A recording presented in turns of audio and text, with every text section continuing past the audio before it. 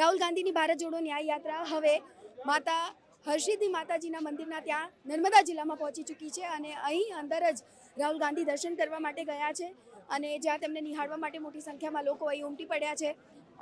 આગળના દ્રશ્યો હું આપને બતાવવા માંગીશ. આ હરસિદ્ધિ માતાજીનું મંદિર છે અને રાજપીપળામાં અત્યારે અમે ઉપસ્થિત છીએ. ગુજરાત તકની ટીમ ઉપસ્થિત છે અને તેમને આવકારવા માટે મોટી સંખ્યામાં લોકો અહીં આવી ગયા છે.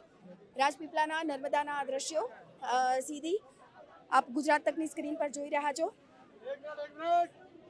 મોટી સંખ્યામાં અહીં લોકો રાહુલ ગાંધીને નિહાળવા માટે પણ પહોંચ્યા છે. આ સાથે જ આ માતાજીનું પણ ખૂબ જ ખાસ મહત્વ છે. કુળદેવી છે અને એવામાં આદિવાસીઓ પણ ખૂબ જ પૂજે છે. એવામાં રાહુલ ગાંધી હવે જ્યારે હરસિદ્ધિ માતાના મંદિરે ગયા છે ત્યારે તેમની એક ઝલક નિહાળવા માટે મોટી સંખ્યામાં લોકો અહીં ઉમટી પડ્યા છે. લોકો સાથે પણ વાત કરીશું. ન્યાય યાત્રા જ્યારે અહીંથી પસાર થઈ રહી છે, રાહુલ ગાંધી પણ માતાજીના દર્શન કરવા આશીર્વાદ લેવા ગયા છે. શું કહેશું?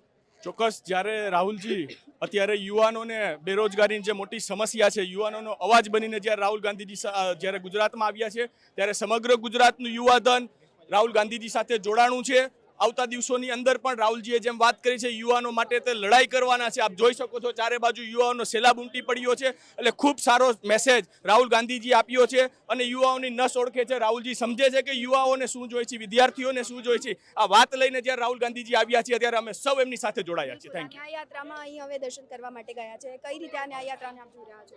ન્યાય યાત્રા બહુ સફળ સાબિત થઈ રહી છે. આખા સમગ્ર ભારતમાં મણિપુરથી ચાલુ થઈ છે અને ગુજરાતમાં તો બહુ સારામાં સારું આપણે રિસ્પોન્સ મળ્યો છે. એક શેર કહેવા માંગીશ, કુછ દેર કી ખામોશી હે ફિર શોર આયેગા, કુછ દેર કી ખામોશી હે ફિર શોર આયેગા, બીજેપી વાલો तुम्हारा तो वक्त आया है, कांग्रेस का दौर आएगा.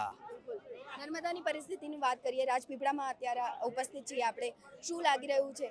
આદિવાસી વોટ બેંક ધરાવતી આ કોંગ્રેસની વોટ બેંક માનવામાં આવે છે, પરંતુ હવે છેલ્લા કેટલાય સમયથી કોંગ્રેસમાં ગાબડા પડી રહ્યા છે. કઈ રીતે થયું?